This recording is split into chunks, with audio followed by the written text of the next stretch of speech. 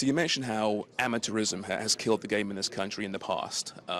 It seems as if, as you reach the end of your term as CSA president, your patience is now worn thin, and it's time to move in the right direction. Yeah, listen, listen. There's no bigger heart than the heart of a volunteer, and it's one of the great strengths of our sport. But unfortunately, as it relates to the international game, it's a weakness, and so we've identified that. And it's not to say that you're not going to always have that, and that's great. But if you want to compete at the international stage, you need to have a professionalized environment. You need more pro clubs. You need as I said earlier, we now have a physical preparation coach in the national team program, something we've never had. We have, so we have that mix of wealth of experience internationally, but also some talent, guys like, Stolly and Michael Finley, the Canadian, because we have to invest in the human capital of Canada. But I think it's time that, from a professional standpoint, we've started moving the needle, and I think we need to because it's obvious when whether I'm in CONCACAF or the rest of the world, they've moved the needle quite significantly, and and I think we need to realize that. And with Octavio, you have a man who has experience in this region. He knows CONCACAF football. Was that key to this hire?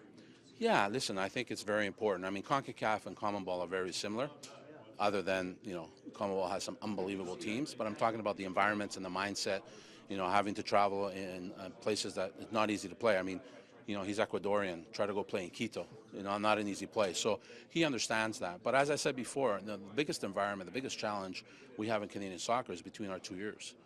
It's not going to play in Honduras in 45-degree heat. It's in between our 2 ears.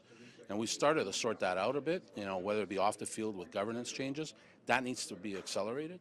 And also on the field with respect to, how we approach the game. I hear a theme of youth mentioned several times today. What is the time frame? It seems like a long-term hire as opposed to perhaps looking ahead just to 2022 here. Yeah, his contract is to the Qatar, basically the Qatar qualification. I mean, it's very rare you see a national team coach or a national team director get anything more than that.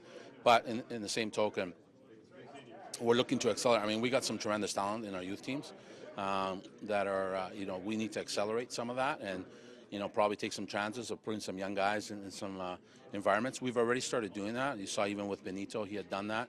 He had put Kyle Aaron right out of UConn into the national team setup.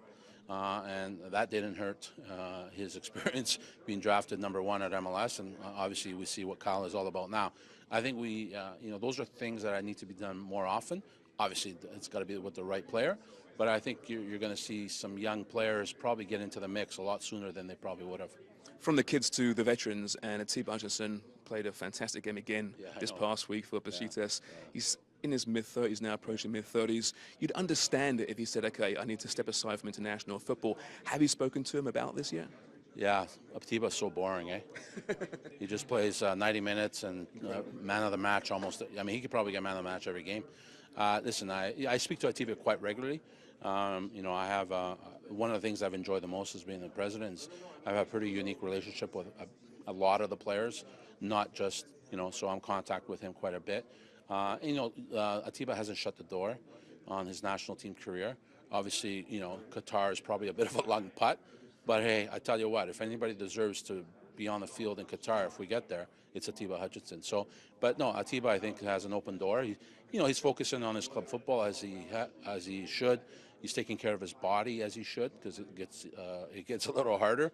Like I said, Atiba is. In my opinion, I think he's the greatest player we've ever had.